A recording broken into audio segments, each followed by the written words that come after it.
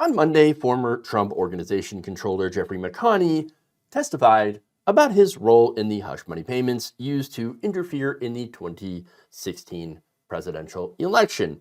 Specifically, he was asked about notes he had taken during a January 2017 meeting discussing just exactly how they were going to reimburse Michael Cohen for the $130,000 that silenced adult film actress Stormy Daniels, prevented her from basically selling her story to any of the media. There was a non-disclosure agreement and everything.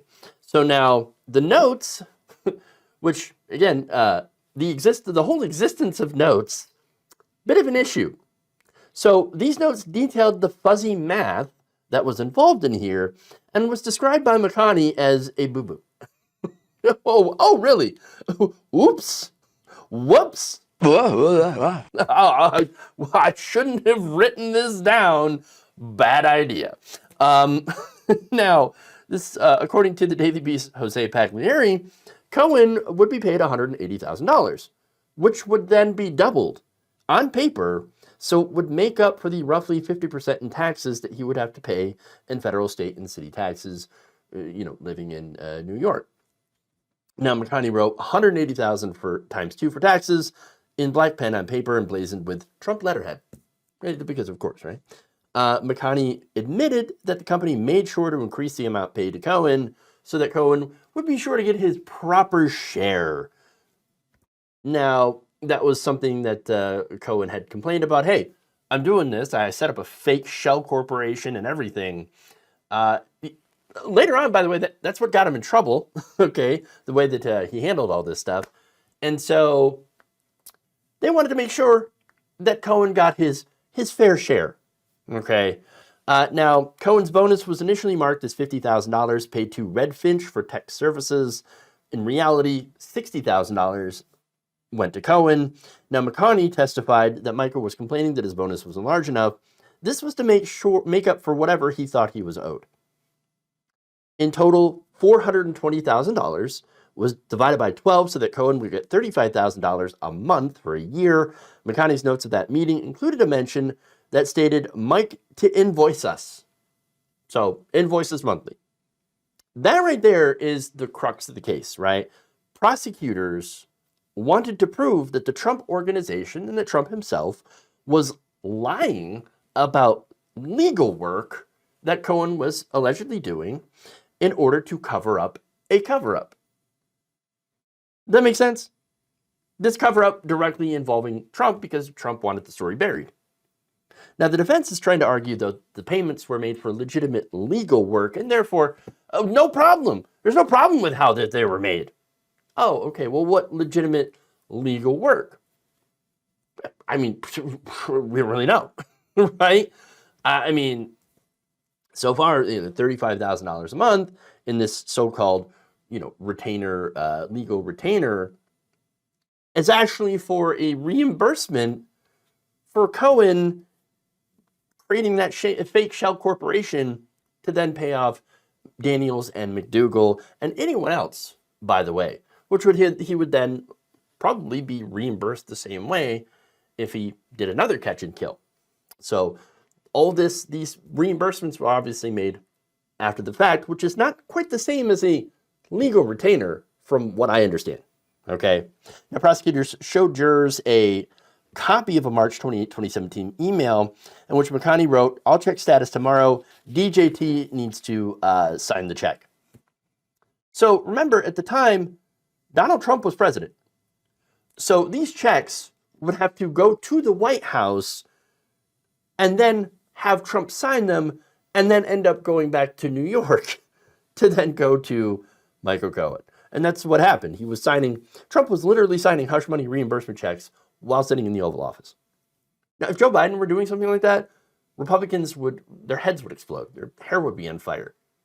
I mean, but anyway, in all, according to the paperwork, after $105,000 was paid by the Donald J. Trump Revocable Trust, they ran the rest, the $315,000, in payments through Trump's personal accounts for the rest of the year, which means that every month of that year, Cohen would email Alan Weisselberg, the former accountant, Trump CFO, now currently spending time in Rikers for tax fraud, and hit him up for his $35,000 in so-called legal expenses. Once again, the boo-boo here is writing down the reimbursement plan. Again, doesn't really sound like a legal retainer here, all right? This was a reimbursement for Cohen, who set up that company to pay off Stormy Daniels. In addition to paying them back, they gave him a bonus for his work for doing that. Now, the defense, again, argues that because Cohen is a lawyer, that everything he did is considered to be a legal expense. Now, even McConney appeared skeptical of that. Now, the defense lawyer, Trump defense lawyer, said at the time of the payments, Mr. Cohen was a lawyer, to which McConney responded, okay, sure, yes. That actually caused people to laugh in the courtroom. Because again, didn't exactly seem all that, convinced. Look, it sounds like they had this plan. They bumbled through it, all while thinking that we're going to be slick. We're going to be slick and hide these payments. Which again, I think, for the purpose of hiding these stories so that Trump, his campaign would not be impacted. Funny enough, getting to the point in this story that I find really interesting and hilarious is the fact that Trump's team is so incompetent and clownish that they appear to have lost one of the checks as it was on its way back from Washington to New York City. They just lost a check, $35,000, with the signature of the President of the United States on it. You'd think they'd guard it a little bit better. Make sure that it gets there. No, they lost it. In fact, McConney testified, it looks like we never got a check back from the White House. It got lost. Somebody couldn't find it. I guess it's the same as lost. One last thing, too. While McConney had testified that while he hadn't spoken to either Trump or Weisselberg about the reimbursement payments, he did come to feel that he was kept in the dark about certain things. That's interesting. That is very interesting. Matthew Colangelo, the prosecutor, had asked him, this was all happening above your head? To which McConney replied, yes. He then was asked, you were told to do something and you did it? Yes, he replied. Look, that's how things worked in the Trump organization. Trump tells you to do something, you do it. Or if the people that are directly above you get told by Trump, hey, tell this person to do something, that person then tells you to do something, what do? You do it. You do it. That's how it works. Okay? Just because McConney hadn't spoken to Trump or Weisselberg about the payments doesn't mean that they didn't know. Pretty sure they knew exactly what the payments were for and why they were structured in that specific way. One large payment to Michael Cohen would look rather suspicious. So then, of course, they break it down into monthly increments, $35,000, to then make it look like, oh, no, it's just a legal retainer. It's nothing more than paying him for his legal services. That's it. Nothing untoward about this one. Now, shy your eyes away. But in reality, when you look at all the documentation, when you look at all the paperwork, as they all have in this court case, it's a lot more than that.